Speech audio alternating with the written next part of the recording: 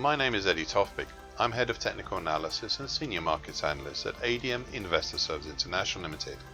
And here is your weekly technical analysis of Paris rapeseed, Winnipeg canola, and Malaysian palm oil markets.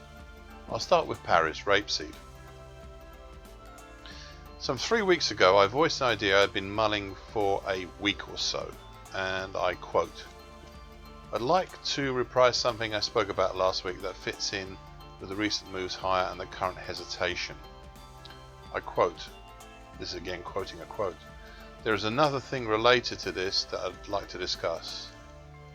This is way too early, but perhaps, just perhaps, we may have the makings of a possible head and shoulders pattern emerging from mid-April today, and using the bottom of the two hammers as the neckline. That's currently at 493.5. This is just a speculative thought right now, but if the market were to somehow turn around back down before reaching the highs in the 540s, then it might be a valid idea.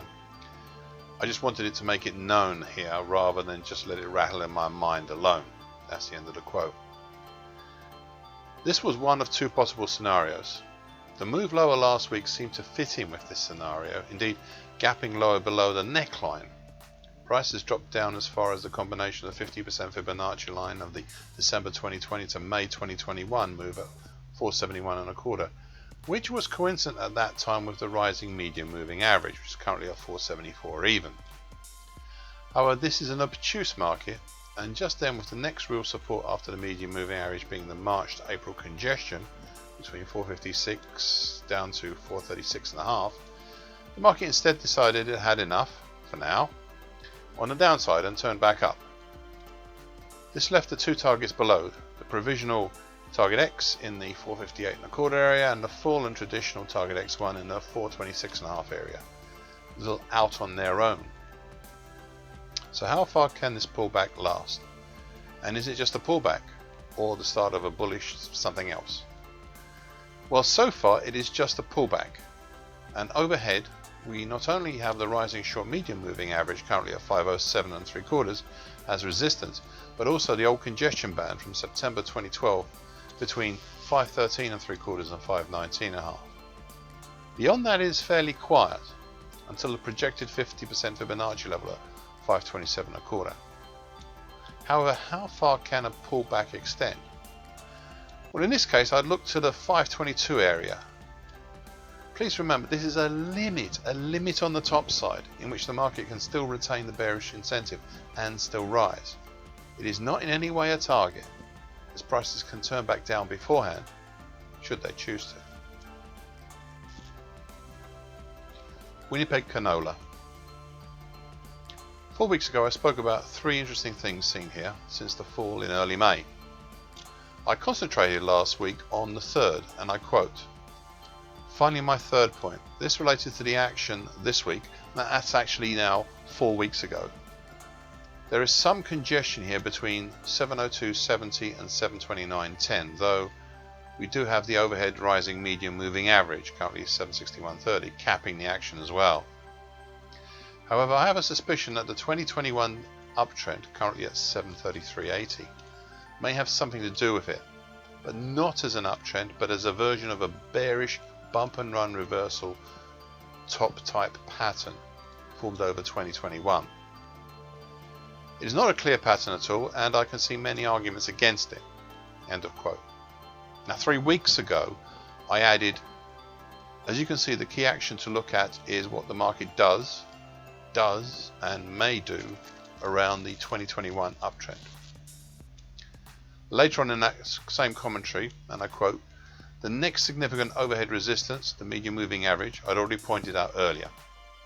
That this was an important level overhead, and so it has proved to be.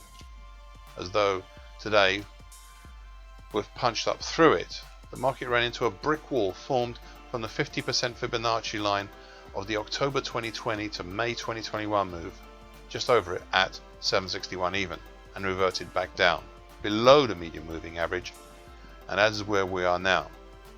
The question now is, will the medium moving average continue to cap this market?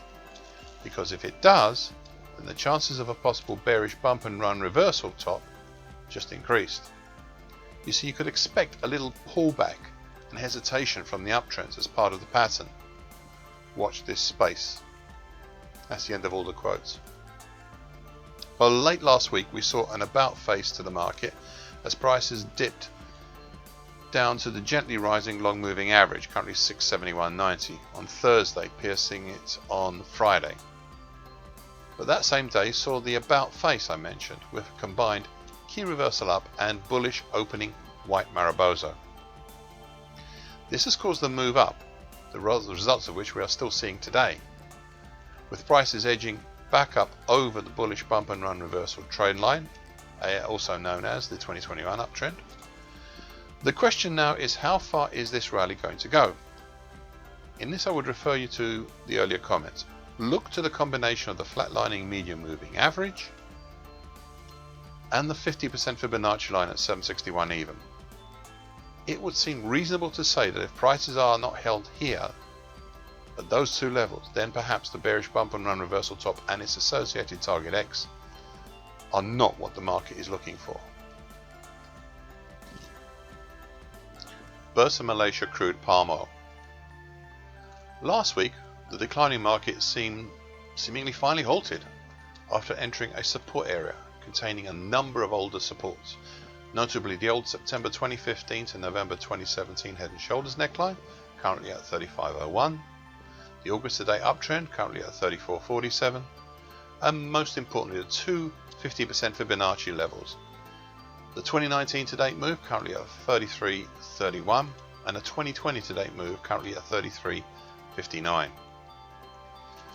I suspect that these two 50% Fibonacci levels were key, and so they have been, with the market basing on Monday and Friday last week into a proto horn bottom type action that hasn't gone actually anywhere, as the top side was capped by the very gently rising long moving average, currently at 36.37. This now puts everything into a kind of stasis, and you pull back up, as well as anything else going on at the moment on the downside. I commented upon this last week, and I quote, "If it does, which is still a big if, then the rise could be as far as the 42.50 area and yet still retain the bearish incentive. I have not marked this pullback up as it is a limit rather than a target, but it is worth watching out for." End of quote. Okay, that covers any pullback, but what about the downside?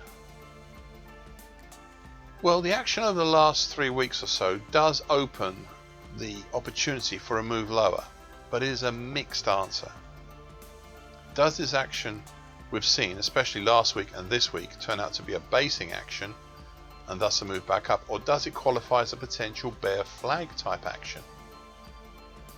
I've covered the topside resistances, but if this turns into a bear flag, well, apart from the previously mentioned pair of 50% Fibonacci levels, and they're actually quite good, and the 2021 low at 32.50, we do not have anything much below us until the 30.30, 29.90 area.